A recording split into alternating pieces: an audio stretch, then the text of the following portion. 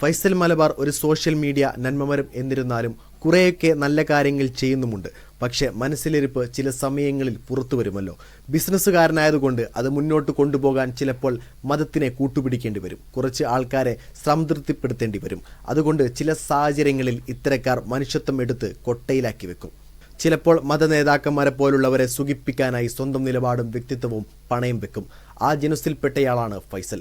മറ്റൊരു യൂസഫ് അലിയാകാൻ ശ്രമിക്കുന്ന വ്യക്തി. അത്രയുള്ളൂ ഇയാളെക്കുറിച്ച് പറയാൻ. ഫൈസൽ മലബാറിൻ്റെ PR ഗിമ്മിൻ്റെയും തുടക്കം ഒരു വിവാഹം നടത്തിക്കൊടുത്തതിലൂടെയാണ്. പിന്നീട് ഗൃഹപ്രവേശന ചടങ്ങ് വരെ വെച്ചു.